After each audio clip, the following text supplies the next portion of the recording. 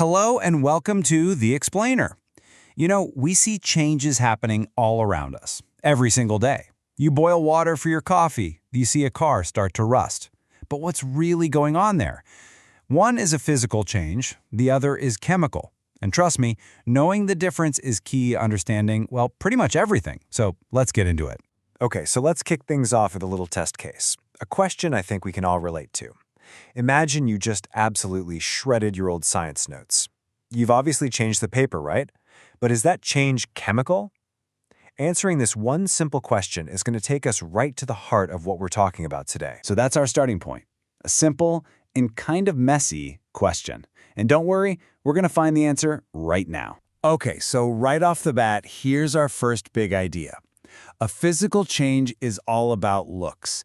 It's about changing the form of something. Maybe its size, its shape, its state, but not changing what it actually is at its core. So that shredded paper, it's the perfect example of a physical change. It's still paper, it's just a lot of little pieces of paper now. All right, this brings us to the main event, the face-off between physical and chemical changes. And really, it all comes down to a simple idea. What happens to something versus what it becomes. And you see physical changes all the time. When you freeze water into an ice cube or boil it for pasta or let that ice cube melt, it's all still just H2O. Nothing new has been made.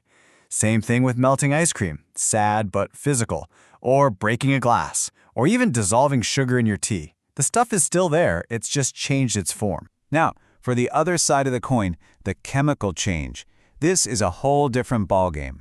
It's often called a chemical reaction, and the key word here is new. A chemical change happens when you end up with a completely new substance, something that wasn't there before. The original stuff is gone, and something else with its own new identity has taken its place. Think about it. When you burn a log in a fireplace, you don't just get hot wood. You get ash and smoke and gases, completely new things. When a piece of iron rusts, it's not iron anymore. It's become a new substance called iron oxide. And my absolute favorite example, baking a cake. You mix up flour, sugar, eggs, and you end up with cake. You can't unbake it. There's no way you're getting those eggs back. That's a chemical change. So how can you be sure? How can you spot one out in the wild? Well, you got to be a bit of a science detective. You look for clues. Do you see bubbles being formed where there weren't any before? That could be a gas. Does the color change dramatically? Does it suddenly get hot or cold all on its own? Or, does it start to smell different? These are all telltale signs that a chemical reaction, a chemical change, has probably gone down. So let's just boil this all down, shall we? It's this simple. In a physical change, the identity of the stuff stays the same. But in a chemical change, a brand new substance is born. That's it. That's the core difference you need to remember. Okay, so now that we've got the what figured out, let's dive into the why. This is all about the potential behind the change. Why can wood burn, but glass just shatters? Why does iron rust, but gold doesn't? The answer, my friends, is in their properties. A physical property is basically any characteristic that you can see or touch or measure without actually changing what the thing is. It's just a description of the substance as it is, right here, right now. For example, you can look at something and see its color. That's a physical property.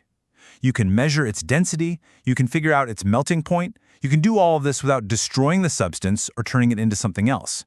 These are its built-in physical traits. But a chemical property, that's different. It's not about what a substance is like now, it's about what it could do. It describes its potential to react, its ability to go through a chemical change and become something new. Okay, take flammability. It's the perfect example. A piece of paper isn't on fire right now, but it has the potential to burn. That potential is its chemical property. Reactivity with acid is another one. A substance might just be sitting there, but it has the potential to fizz and bubble if you drop acid on it. It's all about the what if. So here's the bottom line. A physical property is something you can observe right now, without a reaction. But a chemical property describes how a substance can react. It's the difference between what is and what could be. All right, we've covered changes and we've covered properties. Now for the final connection. This is where it all clicks into place. This is the big aha moment. It's the sentence that ties it all together. Properties tell you what could happen. Changes show you what did happen. So the chemical property of wood is its flammability, its potential to burn. The chemical change is the actual fire itself. See the connection? I mean, if you want to boil it down to just 4 words, here they are. Properties are the potential, changes are the action. That's it. That's the whole relationship in a nutshell. Okay, last section. Let's wrap all this up with your key takeaway. We're going to put the whole big picture in one easy spot. So here's your cheat sheet. A physical change? It just alters the form, not the identity. A chemical change? That's when you create a brand new substance. A physical property? That's what you can observe about it right now. And a chemical property? That describes what it has the potential to become. Simple as that. All right, to send you off, I've got a little challenge for you. Think about cooking an egg. The clear, goopy part turns white and solid, the yolk firms up. Based on all those detective clues we talked about, what tells you this is a chemical change, and what does that transformation tell you about the chemical properties of a raw egg? Give it some thought. Thanks for joining us on The Explainer.